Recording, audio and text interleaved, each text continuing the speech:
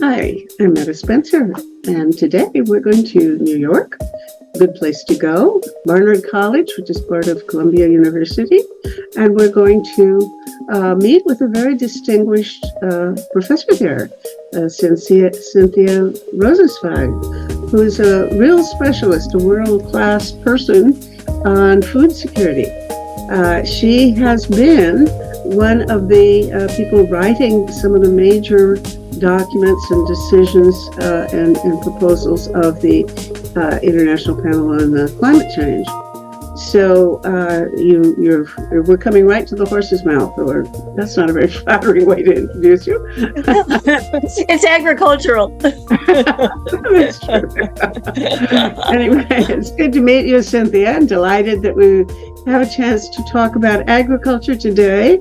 And I want to situate it as much as possible in the context of climate change. What is going on in the world that makes makes agriculture easier or more difficult, and how do agricultural practices affect our climate? So you're the expert on this, and let's plunge right in. How are you today? And how is the New York City first? Thank you, Meta. Thank you for inviting me to be part of the podcast that you work on for Project Save the World. As that's very worthy and something that is so much on everyone's mind, I think, more and more. And things in New York, it's a beautiful fall day. Mm-hmm. We're working hard, and everyone is, I think, coming out of COVID, coming out of very much this disrupted period, mm-hmm. plus the more and more the realization that the climate is changing. Indeed changing, and so that the work is very compelling right now on climate change and food. Absolutely, yes, and scary as hell, frankly. The whole world situation right now is very, very difficult, but I think you have a handle on some of the opportunities and possibilities of what can be done. So I of course, I think we could even approach it from the standpoint of the SDGs, the Sustainable mm-hmm. Development Goals, which I think at least one of them talks about, well, there's one about famine or hunger or poverty, and then there's one about eating, food for everybody. And there have been some goals to, I think one of the goals was, it's not part of the SDGs, but there is a goal to reduce waste by half by about 2030, I think, and mm-hmm.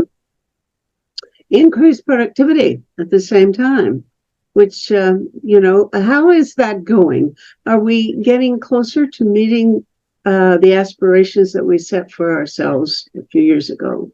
Yes, well, the SDGs, when they were promulgated in 2015, it all seemed so far away. All of a sudden, 2030 is only 7 more years. And in fact, we are, so SDG 2 is the very, very, very key SDG, or very early on, to end hunger. Unfortunately, what we are seeing is an increase in the millions of people hungry since before the pandemic. Mm-hmm. And the current conflicts, the current conflict in particular, the one in the Ukraine.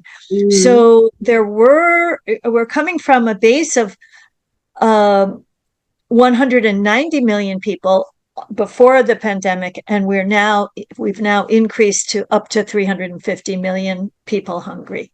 Oh So my. unfortunately, we're moving in the wrong direction. Oh.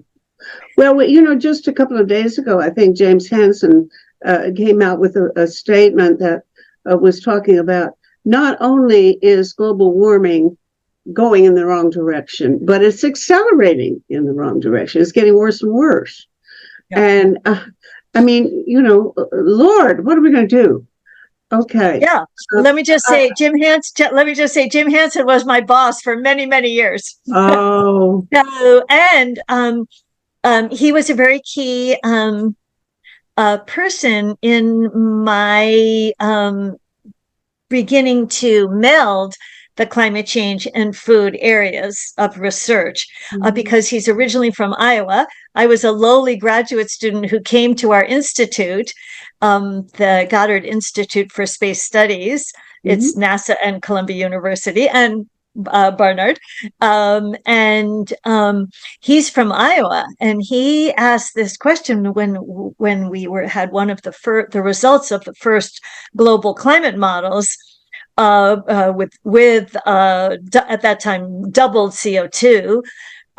He asked this question, came filtering down to my lowly office as a graduate student: what will happen to food? And so he was, what I say is, I've been answering that question ever since in my research career. So through the decades. So on the one hand, we have a very challenging situation with climate change and food. We're just coming out of the warmest summer on record. This past summer. Many extreme events are increasing in intensity and in frequency, more frequent, more intense, and longer duration. These are the heat waves, these are the droughts, these are the heavy downpours, all of which affect crops in agricultural regions around the world. So it's really then, when we think about those numbers of hungry people, it's a combination really of the conflict and the effects of the conflict, particularly in Ukraine, on the distribution of food out of that grain basket in Eastern Europe. Well, can I ask you specifically about what we hear about the news whenever, for example, Putin says, no, we won't go by that agreement anymore, etc. But we don't necessarily in the press hear about the consequences. How much has this already impacted food distribution or accessibility? Oh, tremendously, particularly in Africa. And that's very much one reason why those numbers of the million of hungry people have increased. But it's also a combination of increased extreme events on the climate side as well. So, I'm sure you as a sociologist, everything is always multifactored. So you can't say absolute conflict, hunger. It's always a conflict, you can see, leads to hunger. Hunger also leads to conflict. Climate change, extreme events, very much a concatenating factor onto very difficult situations, often with difficult within country conflict, for example. So it's really multiple. But getting back to the climate change, what we really have also very much a two-way street with climate change and food, because not only are there the effects of climate change on the food, but at the same time, the food system has a very strong impact through release of greenhouse gases that are the underlying cause of climate change. So about a third of all the human-caused greenhouse gases are from food.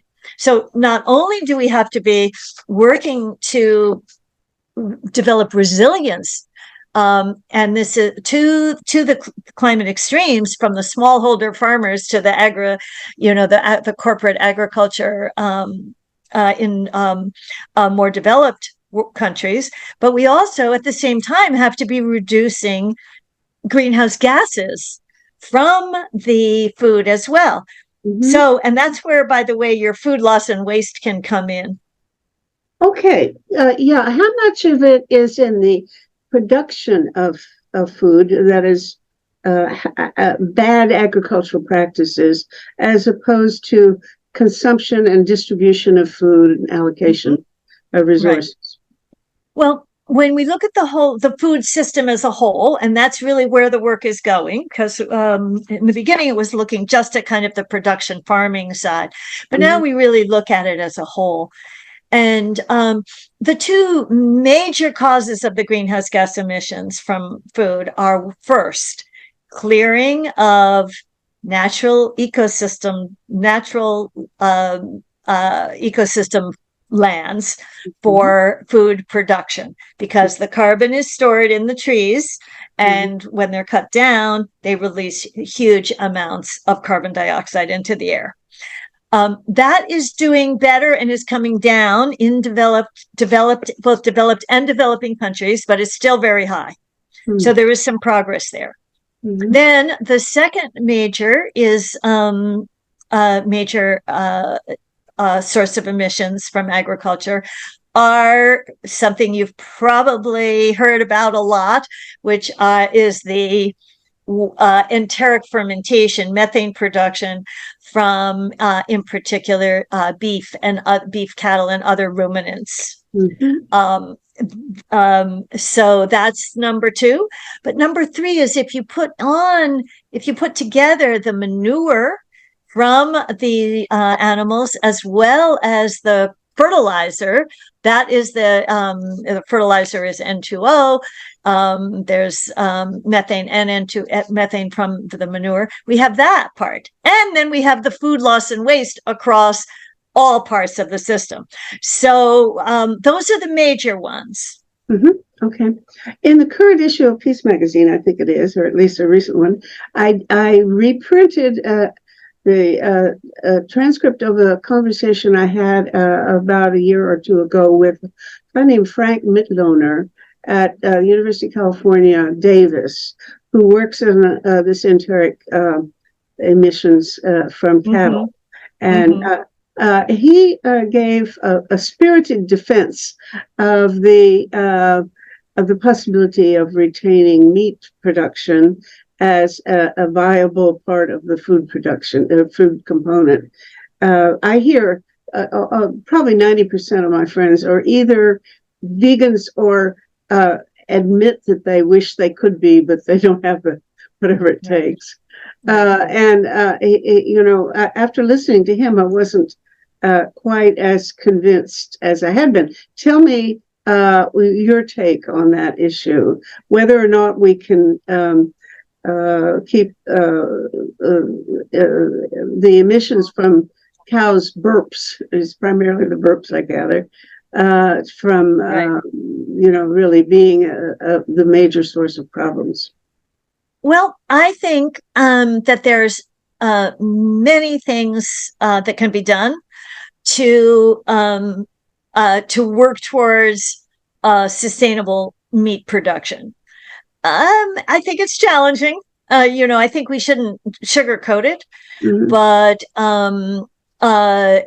just also we have to think about the smallholder farmers, of whom there are 500 million around the world, and who farm on less than or 1 to 2 hectares of land. And those smallholder systems are really intertwined, the crops and the livestock. So I think we have to be very careful in how prescriptive we are. I think certainly in regard to production systems, and also in regard to diets, where people have choices, as many of our colleagues, were fortunate enough to be in food environments where we can make choices to reduce our meat consumption, but many people are not. So here's some of the things are to um,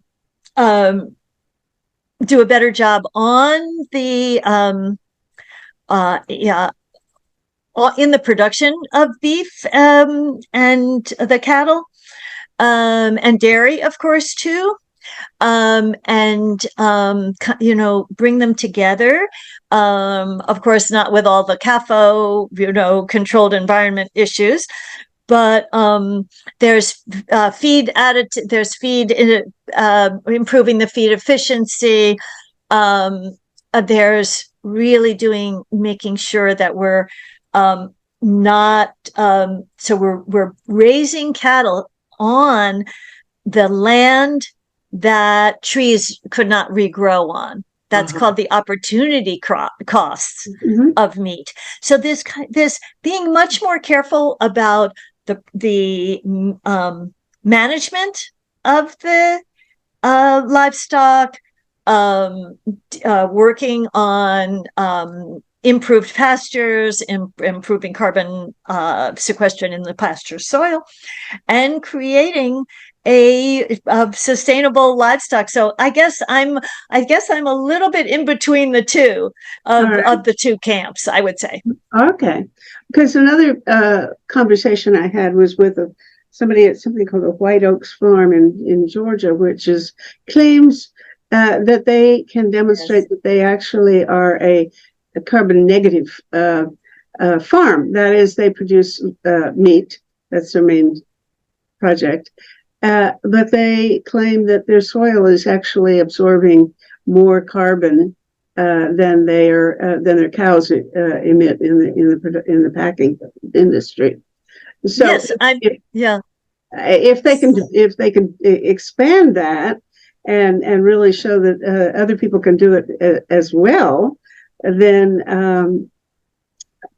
maybe we've halfway solved a little bit of the problem. Right. Well, that you mentioned White Oaks Farm. So actually, in our we taught a wonderful class at Barnard actually last summer, and it was on food journeys. It was called Food Journeys in the New York City Food Shed, and one of the assignments and the cases that we looked at was the White Oak Farm. So not everyone is as so we looked at the numbers very carefully, and we brought in our own specialists. And I would say, the devil is in the details. What are you including? What are you not including? How are you doing your baselines? How are you doing what scales, etc. So but I certainly applaud White Oak for doing what they're doing and for attempting to, really working on that. And we work here in the New York region with Stone Barns. That's also an agroecosystem center focused on regenerative agriculture. And we're helping them do the same thing, really, measuring the carbon and creating models of the farming systems, because that's what we really need to be able to really develop these systems so we can, if people want to, keep eating their hamburgers. Okay, all right, good. Well, now the other part, when I remember talking with Mittler, the thing that struck me as most amazing was that it was not so much the efficiency of production of meat or milk in North America and the advanced countries or rich countries as it is in poor countries, that cattle in India or Africa are just well, they're sick, they're not efficient sources of food production, they emit all kinds of terrible things. It's like there's a world of improvement that can be made there. Much more, a lot of the improvement is going on here, but that there's so many other places that really need improvement. Yes, very much. There's work that's showing, yes, because often, yes, for example, the feed is not as improved as here, so that often the smallholder mixed systems with livestock um, have significant greenhouse gas emissions from there. So I think it's on both sides that that's why helping to create the efficient systems on the small scales as well as the large scales, and then also then really make sure that we're not expanding the area of land into natural areas for livestock as well as regular production. So Meta, I mentioned modeling before. So I just want to give a shout out to the modelers of the world that we work with, the food modelers. Do you modeling yourself? Yes. Oh, yes, definitely. So we founded, yes, because when Jim Hansen asked me that question, I said, well, we have to use models because we have to bring in several aspects. One is the climate changes on the crops, but another is the carbon dioxide on the crops, because that's in regard to photosynthesis is positive, in regard to nutrients, some nutrients negative. But and then we have also always farming is a socioeconomic activities, livelihoods. So we have to have social science as well. And so we founded the Agricultural Model Intercomparison and Improvement Project in 2010.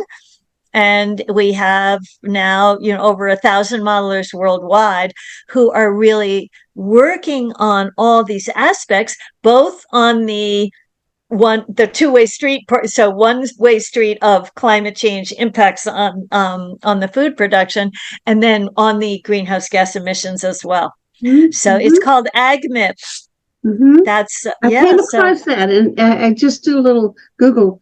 Didn't get very far, but I did come across that word. So yeah, I will definitely look, because what we're doing is really improving. The goal is to improve the rigor of making the projections so that countries actually can fulfill these sustainable development goals, for example, because they really need to have better projections and so that they can see if they want what parts of the food system, for example, they want to include in their nationally determined contributions to the Paris Agreement, for example. One thing that I'd like to your thought about is rock dust and other seaweed and biochar, et cetera, as soil amendments.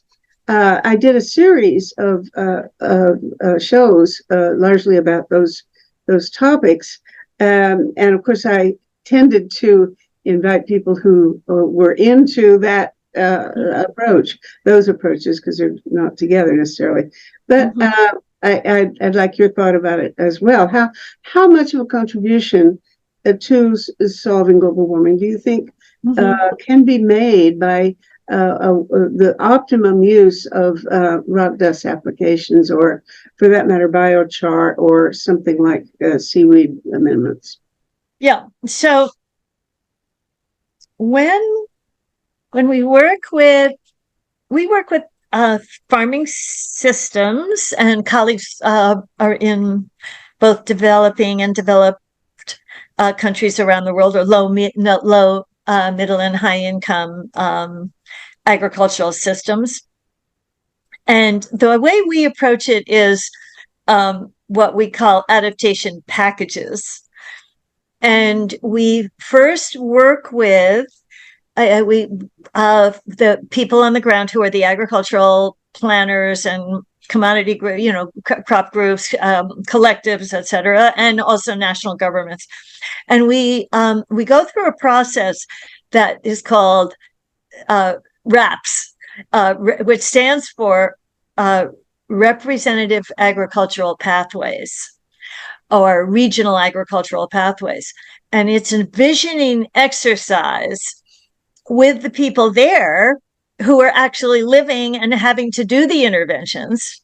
And it's how they see their system in their region into the future.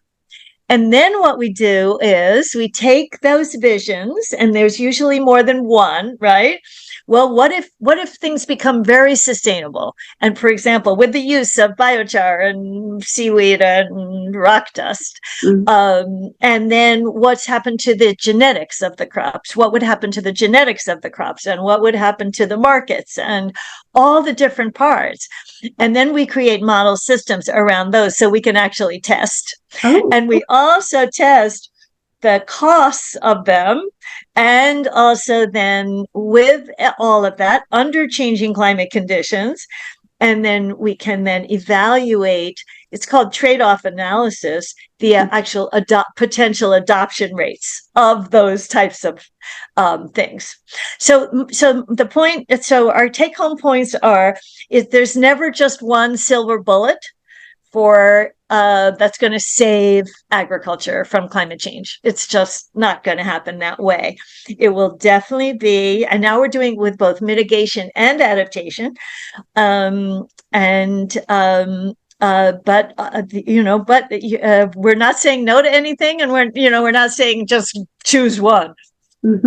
Okay, good. Well, that's I'm surprised that you're so far along in being able to predict the outcome of application of particular things under particular climatic conditions, etc. That's you're making a lot of progress if you can do that kind of modeling. That's great. Yeah, I mean, we would have to. Well, actually, I want to tell you about a very, really exciting and I think and significant project that we're working on now.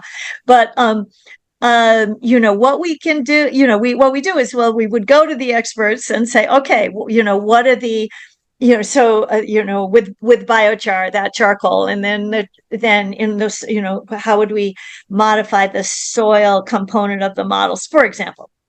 But another aspect, moving from those soil amendments to the crops, there's a new project that is getting going by Dr. Carrie Fowler, whom you might want to also interview for the podcast.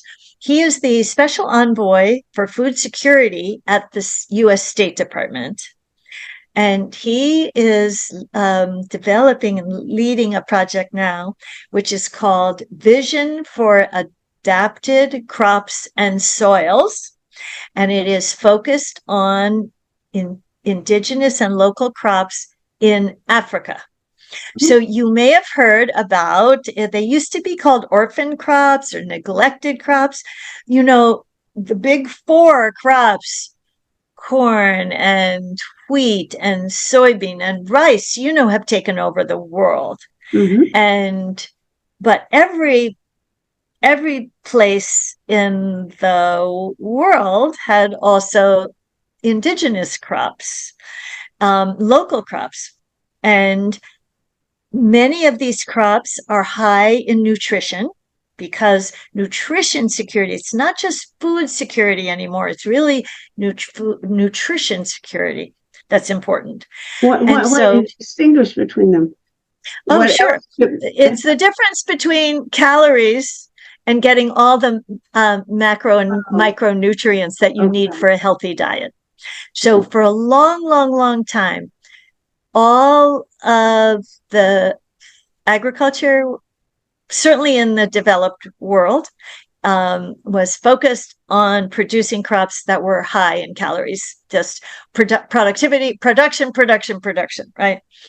And and there was really very, very little work on, well, are these crops just empty calories, or are they actually delivering nutrition? Mm-hmm.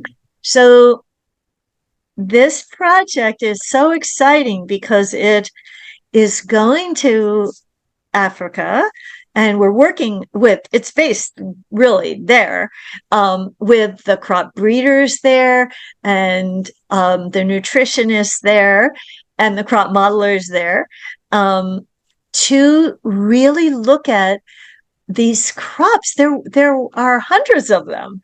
Really? But what we've done is with that group, with those groups, the breeders, the nutritionists, and the crop modelers, we've selected right now for the first phase 30 crops across all of the food basket. So you see, it's not just the grains of the big four, right, which there's so much focus on. It's the legumes and the tubers and the veggies and the fruits as well. So Mm-hmm. we're making models for all these new crops, testing them with the climate change scenarios and the carbon dioxide, because they have a potential negative effect. So we're seeing which ones are going to be nutritious in the future, Mm-hmm. so that the African countries then have at their disposal a much more diversified set of crops that can be resilient to the climate changes, those climate extremes that we were talking about, and then deliver nutrition security as well. Mm-hmm.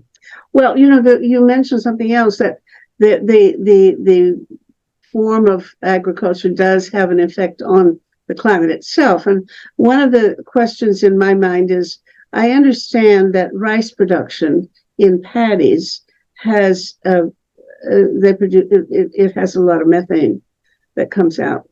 Yeah. How much do you worry about that? Should people consider switching to, millet or barley or something else instead of rice, because this is maybe has such harmful effects? Yeah, well, I'm really glad, Meta, you're raising the rice story. It's very similar to the livestock. You see, so people can be choosing whatever diet they want when there's a food environment that allows those and enables those choices. But what we're doing with rice, we also we've just finished a project in Bangladesh on rice production there, and the project looked at both the methane production from the rice and the climate scenarios. So it was looking at both sides of both directions of the two-way street. And what we do is we take the models and we test ways that paddy rice can be managed to reduce the methane. So one of the main ways that can be done is a management technique called alternate wetting and drying. And AWD is the acronym. And you see, so it's really the standing water in the rice paddies that then lead to the production of the methane in the rice crop. So if you're only having the rice crop flooded intermittently, you're reducing the time that the methane is generated. Okay. And this can also have a increase. It can also, in some cases, not all, but in some cases, it can increase yields as well, increase productivity. So really win-win. And then we developed this in Bangladesh. We brought all the modelers together on both the mitigation side, that's on the reduction of greenhouse gas, on the greenhouse gas emission side, and on the crop resilience impact side. And we developed a modeling framework to look at both at the same time. Mm-hmm. So again, we found the results, and we've been doing that in Bangladesh and in India and in Vietnam. And yeah, we're finding really encouraging results in all three areas. I'm just trying to imagine how you do it. You're going to flood it, and then you're going to let it dry out. How do you get rid of the water? Where does it go for you Yes. to reflood it the next time? Yeah. Well, if I'm sure you're very well traveled before COVID, right? But when we all had to when we all stopped traveling. But really surrounding all rice paddy fields, there's an extensive drainage um, water drainage system, water supply and drainage system of, in some cases, pipes, but most often, like drainage and irrigation ditches. And that's how then those are then open to flood. And then you probably, it looks like it's flat, but there's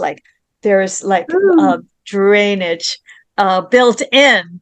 So it is possible to flood, drain, and then let it dry out. That's how really they're set up, actually. Well, it just shows that I was not very observant, because one time I was in Japan and staying in a Catholic Zen monastery for a few days out in the country, and they were putting in their rice, and they had little trenches with the rice growing in between, and then we'd walk through in this ice water, yes, up to our knees, planting the rice. And I didn't get very far with that because I was afraid I'm going to fall down and wreck everything. But on these, then they have hoops, and they put plastic covers over the pieces where they put the thing. So I was not aware that they could also drain it later. Yes, they can.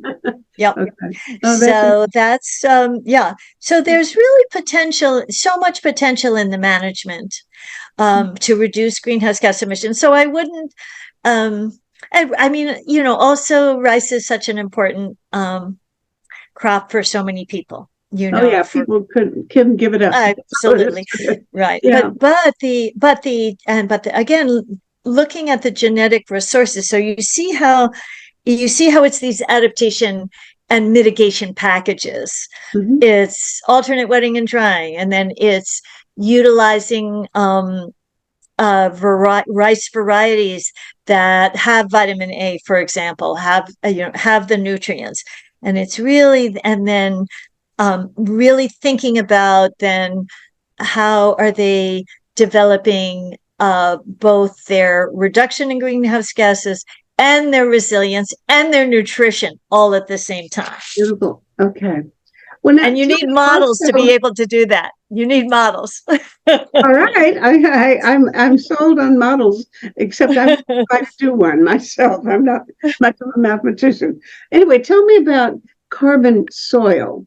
I hear people talking about carbon farming. I also think a few years ago, the French came up with something called 4 per thousand or something like that, where they were trying to set a goal for farmers to increase the amount of carbon that they sequestered in their land per year or something like that. I don't remember the quotas, but I heard other people say, well, there's a finite amount that you can put into the soil. It gets saturated, and there's, once you've got it full of carbon, you can't add it anymore. And I don't know anything about that. Is that true, or is that something even to be concerned about, whether you might get as much carbon in the soil as it could hold anyway?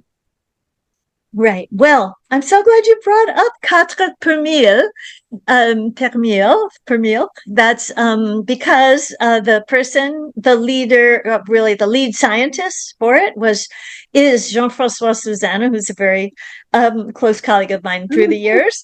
And maybe you also could interview him. Have you interviewed him? I will take your advice on all of these people. And he's such a lovely person. Okay. Wonderful, and a fantastic scientist. And he worked with the French government.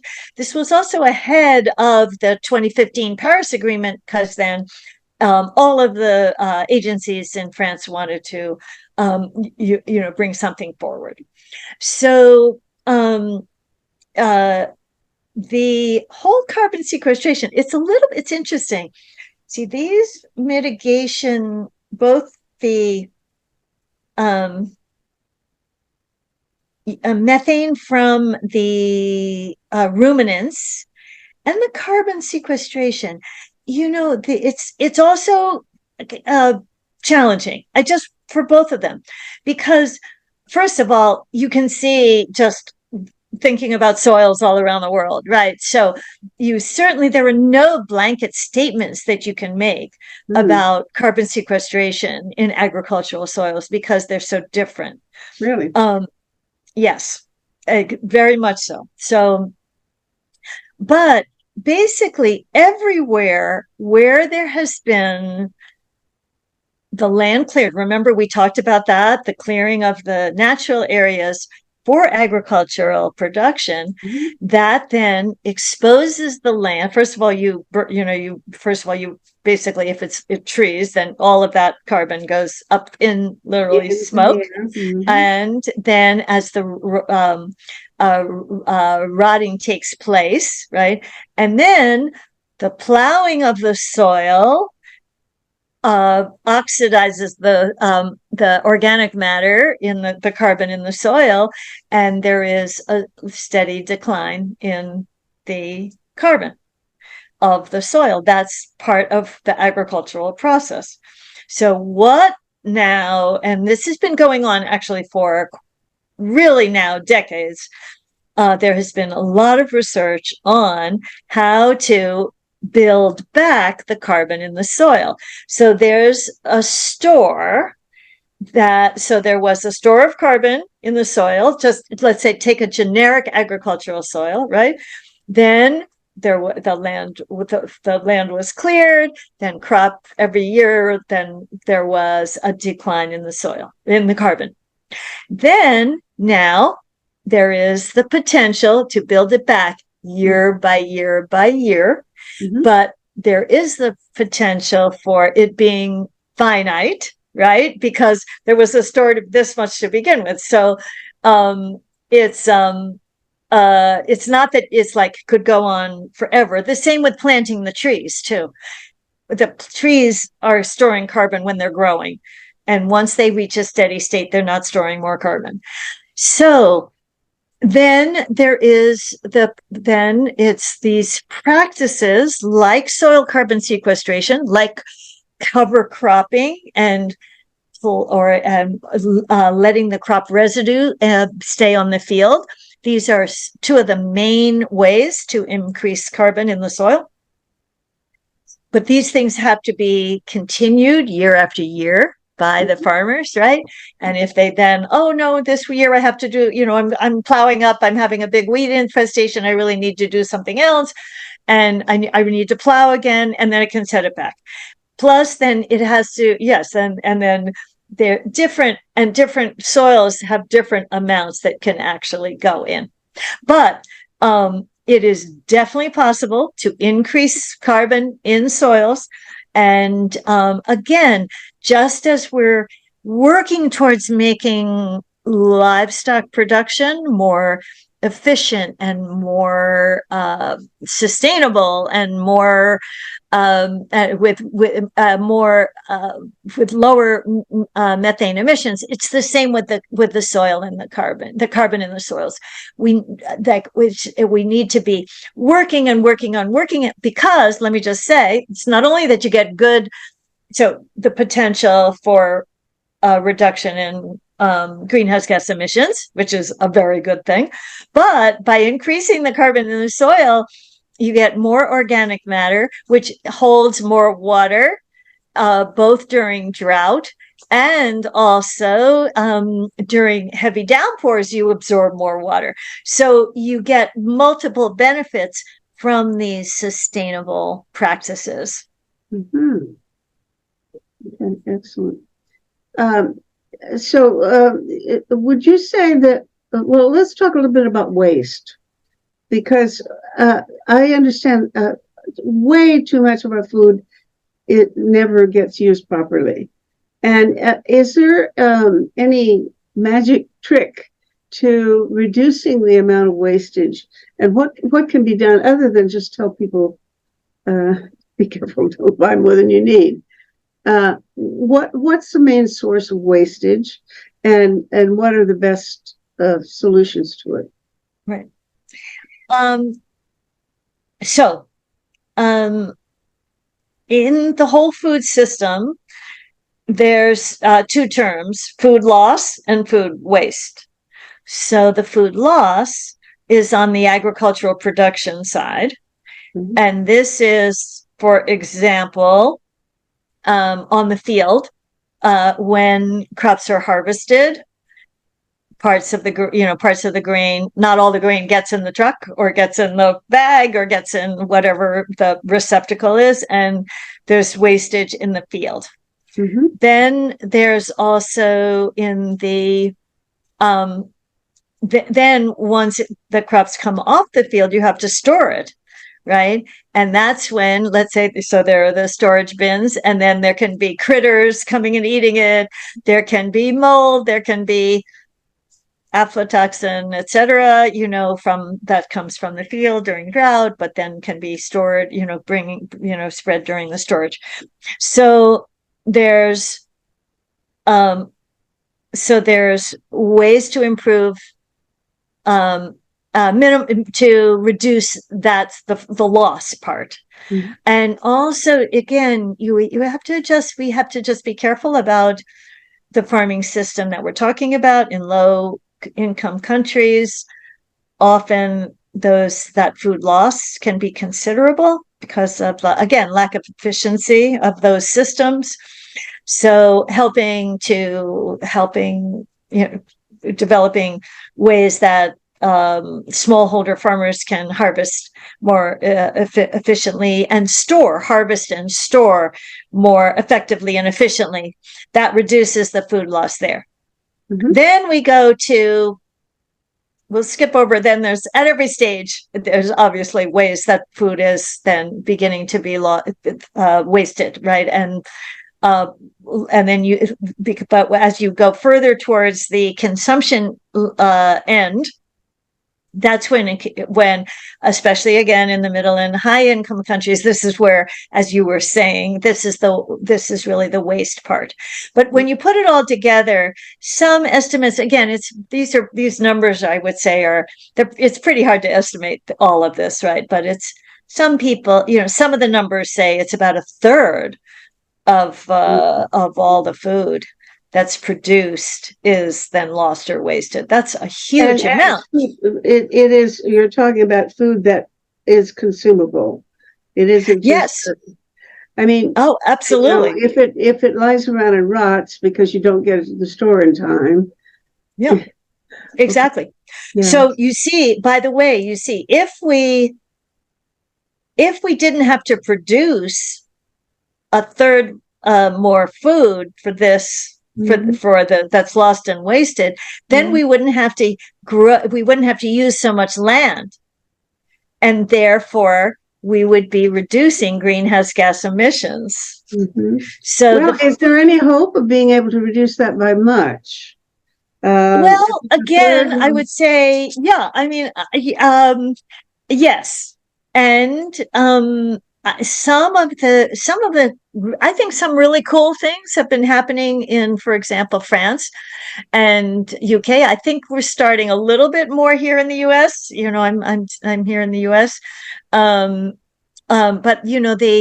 it's like, thinking like France, they have the bins in the stores of the not perfect fruits and vegetables, and the UK too. And then they do education campaigns about, why does an apple have to be absolutely perfect before we buy it?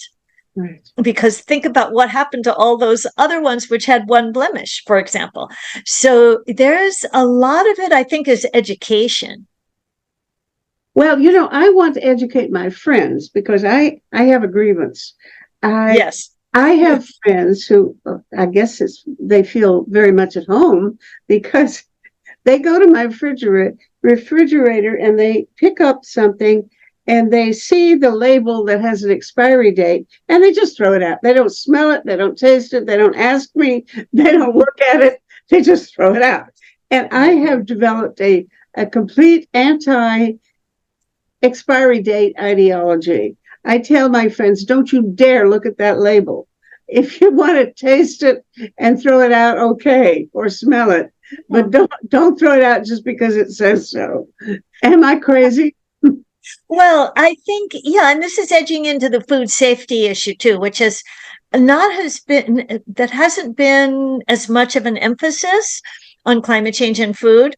But I have interacted some again with folks in the UK about this. So I think those, when we think about the whole food system and the way it's organized, right? It's providing livelihoods for many, many, many different people and in many different roles. And so I think some of these things are, partly so that there are, Jobs. there's turnover and jobs, right? To keep the whole thing going. But, I think Meta, obviously, with what you do, we have to, nothing is set in stone, and this idea of like the food, like a new kind of food labeling, I think would be good.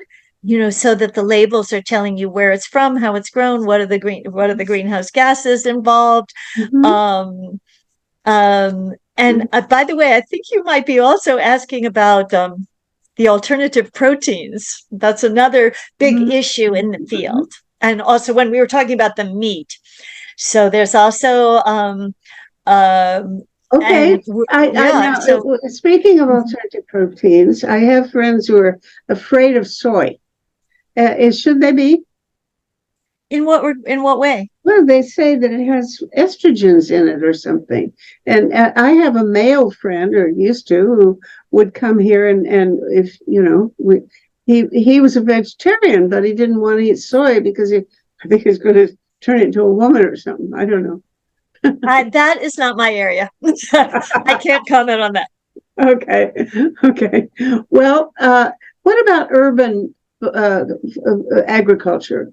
How much can we raise on our own? I have out here, I'm looking at I live in a high-rise condo with a huge lawn around it, and they're redoing things, and I'm out there lobbying all the time to get them to get rid of that lawn and put in the vegetable garden, or at least trees.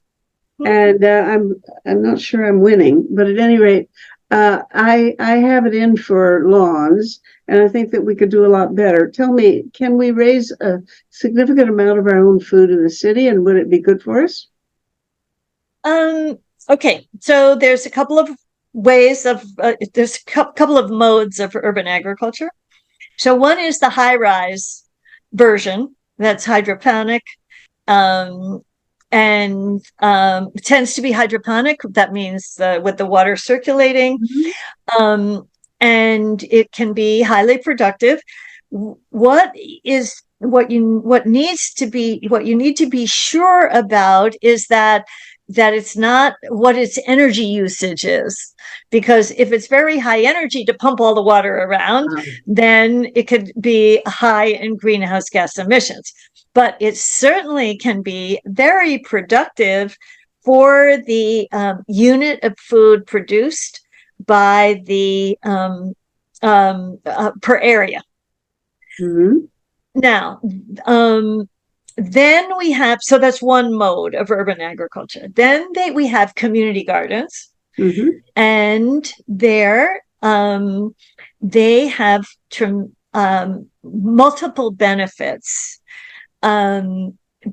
So that there can be fresh local produce, but also culturally, for the culture of the people in the neighborhood, so that they can be growing the foods that they want to be growing, and also be together in a community activity and not just looking at our screens all the time. It's like a real actual activity together.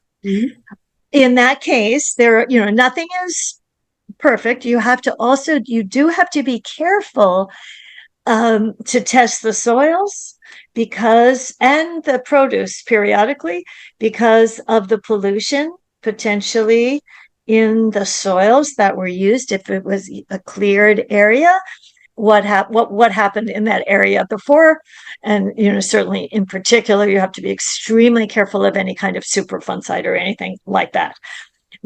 So you need to do that.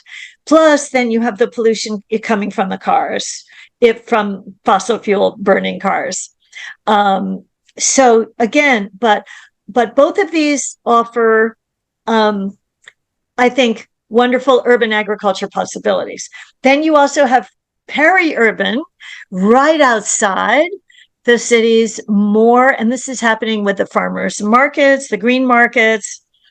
And for example, here in our Hudson Valley, the green market has just been absolutely fantastic to a program to bring the farmers and provide farmer livelihoods for the farmers in our region, which is not a major agricultural region. Okay, all of that being said, is we still would need to have a food system to bring food into the city. These are all wonderful activities and important, but they wouldn't be enough to, for example, feed the 8.5 million people what in New York fraction of City. Yeah, I mean, and also there are only certain kinds of food that you could raise in these elevated farms. Exactly. Skyscraper farms. And I don't know what all, there's not much fruit, I guess, that you could raise. You certainly. Yeah, it's mainly leafy greens. They're very good on leafy greens. Mm-hmm. Yeah, well, I don't know. Now, what about we're going to wind up pretty quick, but I want to ask you about the whole question of transportation internationally. People, I like durian, for example. So I have durian from China or God knows where, India someplace, and other foreign fruits, and even, of course, food brought in from California to Canada. And I'm told that I should try to eat food that's been grown just a few miles away, which really limits what I could eat. Tell me, how important is that? Okay. So this is also a great student exercise. We do this with we do these calculations with the students.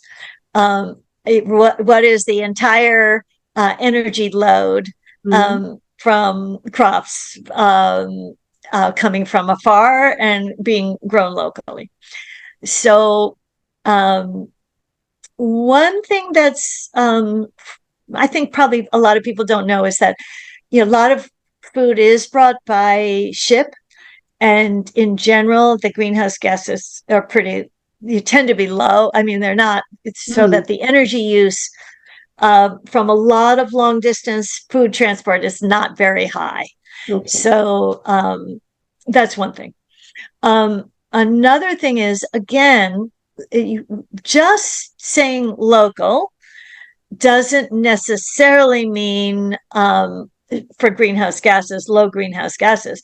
For example, we took our class to a local organic farm, and they had composting from New York City, and it was great. It's like great on many levels. But they took us to the greenhouse, which again they were pumping. I think they might have even been pumping CO2, but then the fans and keeping the energy going for the tomatoes.